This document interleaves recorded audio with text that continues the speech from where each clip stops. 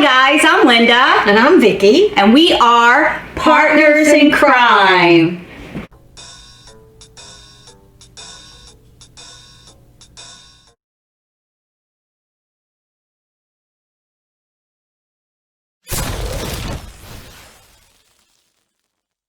Today we are going to talk about... Well, we're going to talk about Susan Powell. And I've just been so caught up in that story. The more I read about it, the more heartbreaking it is. Yeah. And, like I said before, I remember when all of this was occurring and the horrible conclusion it came to. Yeah. But we are really looking into this through the Cold podcast. They've done a series of episodes about this whole horrific story. And the episode that I've been reviewing now, I'm sure you have too, is when she went missing. Yes, episode 4. Finding Susan, I believe it was called. That's right. And just so many details. Well, the start of the podcast is about the detective who was on the case, and he runs through the whole history of this detective's background. And his name is Ellis. I think it's Maxwell. Ellis Maxwell is his name, correct? And he gives a lot of information about his interview with Josh. So it starts off with the snowstorm that they had that weekend. And you have to know about the snowstorm because Josh had a really strange excuse about what he was doing that weekend. Yeah, it was December 6th was the last time Susan was seen, and December 7th was the day that they were missing. Right. So I think December 5th they went to a party he had from work. December 6th, which was the Sunday. Yes. The neighbor came in to help Susan with knitting. And he was being the dutiful husband. You know, he served them lunch, he did the dishes, and he put a blanket around Susan, and so out of character. And then in hindsight, the neighbor who was there said she really thinks he did it to put on a show for her. Right. His story, well, the neighbor said she stayed till about 5:30 that day. Susan had gone to lay down while she was still there. Yeah, she said she was tired. I think she had told her that she thought she had a miscarriage the week before. And, the neighbor thought, and I'm calling her the neighbor because I can't remember her name. I can tell you what it is. Giovanna Owens. Giovanna. Yes. So Giovanna said she stayed for a little while longer to help whatever knitting they were doing while Susan was laying down. And then Josh said to her, listen, I have to go out. I'm taking the boys sledding. So I really have to lock the door. So she got to him. Kind of pushing her out, yeah. She got to him. And she left. Now, his time frame did not sync up with what she knew. Right. During the interview with Ellis, he told him that he was there until much later in the evening. But she knew that right after she left, she saw him leave with the boys in the car, both boys. Yeah. And he said he just took Charlie. Right. Sledding. Right. So already there was a disconnect in that story. Yeah. Ellis already knew this because he had already talked to the neighbor and he was aware of the inconsistencies in their stories. But the weird thing about it is, when they were informed that no one could reach Susan, the sister, Josh's sister Jennifer, her antennas went up right away. She was really worried. And a couple neighbors were involved. They, hadn't seen her. They called all over. They called her work. They called his work and found out that they were both due in, but neither one of them showed up for work. Right. So Ellis was gathering all this information before he even interviewed Josh. Right. So during the interviews, Josh told Ellis that he left around 10 o'clock to take the boys camping. Now, there's a snowstorm. There's a lot of snow on the ground. It's frigid. And he said Susan was aware of that. And she was okay with it. Right. And, well, it turns out, if you don't mind me interjecting, he said to the detective that Susan had asked him to clean the sofa. Oh, yeah. Before, and then he said he took the boys out. So 10:30 at night, he's asked to clean the sofa. Right, because when they were searching for Susan, they broke into the house because they thought something might have happened to them in the home. And they noticed that the sofa was wet in a certain area. Yeah, it looked like it had been cleaned. Right, and he had fans blowing on it to kind of dry it off. And Josh's excuse for that was he didn't want it to get mildew. So that's why the fans were directed over there. But, yeah, I don't think that was really what happened to the sofa. No. So, and neither did they, really. Yeah. So he claimed that he was out with the boys on a camping trip, and he went here and he went there and he drove. He never gave him a straight answer about how many miles he went, how many stops he made, exactly where he was. Very vague. All of his answers were vague. It was vague, or he didn't know. Or he couldn't remember. He couldn't be sure. Yeah. Like he asked him, "Did you go 20 miles down this road?" And he said, "Possibly." Like those were the answers that he gave. Yeah.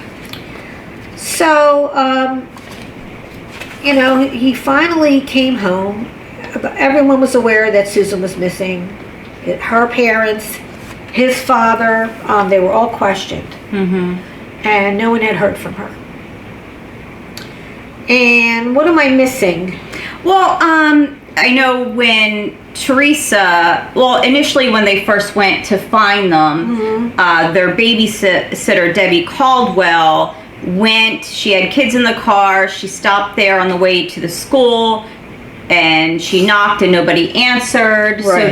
So that's what prompted her to try to call them. She couldn't get in touch with them, and then she pulled out the emergency contact, and that's how they got in contact with Jennifer. Right. So she was the one who initially alerted everyone. Yeah. And she was concerned because Susan had asked her husband questions about the furnace in the house, like how do I change the filters and how do I get it ready for the season. And she was concerned that maybe, carbon monoxide was the problem in that house.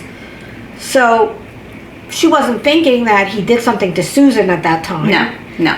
But she did inform the police that, and they broke a window to get into the house. Yes. And reluctantly, though, his mother Teresa was there with his sister Jennifer, and she reluctantly allowed them to do that. So I guess she was also concerned that Josh might have an issue. Oh yeah, I'm sure she knew his shtick. Yeah. So yeah. And I know Debbie did say she didn't necessarily like Josh either. And she used to say that the parents used to call him rocks for brains. They didn't like him at all when he used to drop the boys off. Right, the other parents in her daycare. But, she was the one who initiated the whole thing to start looking for Susan. And somewhere in that time frame, he did something to Susan. Yeah, and when Jennifer did go in the house, his sister, she noticed that Susan's purse was there, all of her identification, all of her cards. She knew she would not leave for an extended amount of time with that. I know when he came back, the detective was asking Josh about his cell phone and why didn't he answer the calls and everything, and he said his cell phone was dead, but then the detective noticed it was charging in the car. There was a charger he saw in the car. Yeah, and it was plugged into the charger too. Right. So. And after they interviewed him at the station, they had the kids there while they were in. That was a mistake. Yeah, he said that was a mistake because the kids were distracting. They were carrying little kids. And Josh used that to his advantage. He did. For sure. He did. And he asked Josh if they could search the van. Mm-hmm. And Josh said, yeah, as long as I could, really see what you're doing. Mm-hmm. And stop you whenever I want. Right. And he sat in the front seat while they were doing it. He sat in the driver's seat while they were doing that. Yeah. And they found all kinds of equipment, bizarre things that we know he had placed in the trunk. There was a tarp on the back to keep it clean. So that's... they also said that he had a lot of camping stuff, but it wasn't taken out of the boxes. It wasn't even used. Yeah. It was new. And there was no tent. Yeah. So if you're going camping... in the snow. All right. So... But one thing they did find when they were searching the car, they opened up the center console and they found Susan's pink telephone in there. Yeah, and it wasn't just in the console. It was kind of underneath, so he had to physically put it in there. Right. That's one of those where there was a tray on top for change or whatever. You take the tray off and there's a deeper part. Right. And the phone was in the deeper part of the console. Right. So with that, apparently they said Josh looked like a deer caught in the headlights. When they asked, what's this? Yeah, why is this here? Yeah. So... And his excuse was, I think he said, oh, that's right, I asked Susan if I could borrow it, because it took him a while to formulate this into his in his head to tell them what he wanted to tell them. And he said, I asked to borrow it, and then I must have put it in my pocket and forgot it was there. Well, he actually had to physically take it out of his pocket and put it into the console. So... there you go. Well, he had rocks for brains. So. Yeah. Well, and then they said that they were asked why wasn't that enough to arrest Josh, and Ellis had said, how could he stand before a court with a judge and say this is all they had? The phone? It just wasn't enough. And it was his wife's. If it was a stranger, they said it could perhaps be something. Yeah. But he wanted more, and we're finding that even back then, that was the situation. Yeah, it was just a judgment call that they decided, it's probably not going to be worth it to. They actually wanted to maybe get a search warrant, and then they decided, well, no, it's probably not going to turn up anything. Yeah. So, which in hindsight, he was sorry he didn't do that. He did, yeah. But I think he saw enough without having that search warrant. I mean, he saw cleaning up the sofa and, having the phone and the stuff in the car and the stuff he didn't use that he said he was doing, and, his vague answers. And it was enough for them to, really start focusing in on him as a suspect. Right.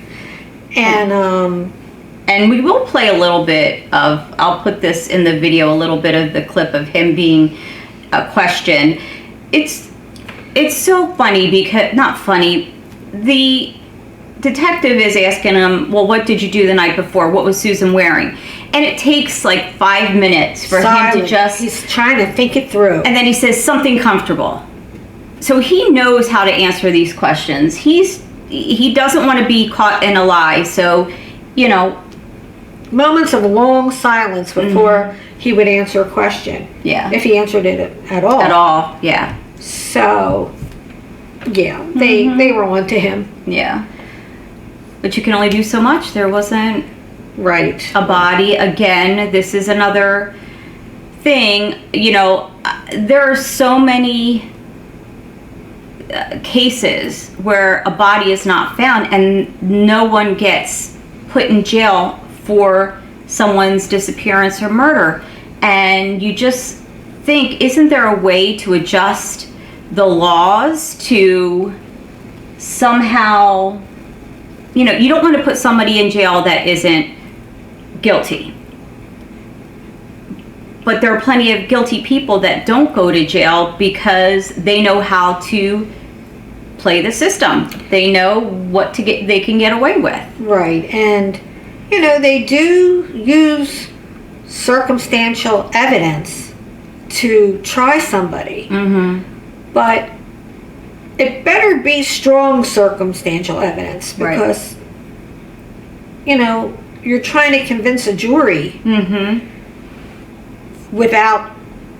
so they can't say there's reasonable doubt. Right. And that's the problem. That's the problem. And when it's circumstantial, I remember one time I was interviewed for a jury and for jury duty actually. And they asked me, how do you feel about circumstantial evidence? Can you consider that? Mm-hmm. And I said, no. Yeah. Well, there you go. I said, no, I don't really think I could. If I was there and I'm going to decide the fate of a person and you're just telling me, well, we had our phone. Mm-hmm. It's not enough for me to be able to say, put this person away for life. Yeah, speaking of, I actually got a summons for a grand jury in the city the end of this month, so I'm excited about that one. Which city? Philly? Philadelphia, yeah. Ooh. Yeah, it's a grand jury summons, so I've gone there before, I've never been picked, so we'll see if oh man. Yeah, it's not, especially when you have to we're probably an hour away, and just driving in the city early morning, just not going to be fun. Horrendous. So that's my sad story today. Yeah, it is sad. It's very sad. Yeah. So this is, and actually the grand jury decides if it should move forward to trial. So that's what I would be going if they did choose me for this jury. I'd decide if there's enough evidence. Right. So it would be a learning experience, and believe me, if I do get picked, you guys will hear about the case. Yeah, well, that'll be great. Maybe I couldn't say what I couldn't talk about the case, but I might be able to tell you what happens. Right. Well, you might be able to tell us after the fact. Yeah. So that would be good. Yeah. So we'll have first-hand knowledge. Yeah.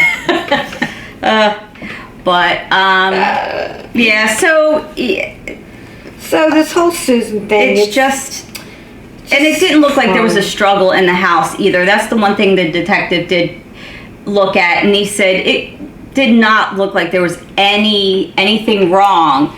What I tend to look at is the neighbor, Giovanna, saying how Susan thought she had a miscarriage and then she was tired. That generally doesn't happen with a young person, that they have a visitor and they say, I have to go to sleep. Yeah, that's so. And then Josh being so nice to her and doing everything for her. Oh gosh. Yeah. If they knew the whole story. Right, and some of her friends did. Mm-hmm. Because they interviewed one of her close friends, Kiersey Hallowell. And she had told him that there was a lot of friction in the marriage, and that, Susan had confided in her about a lot of the problems in that marriage. Yeah. So. Okay. So next is episode 5, and we'll delve into that in another week. Right, we will. All right, so stay tuned for that. I guess we're good. We're good then. All right, take care. Bye-bye.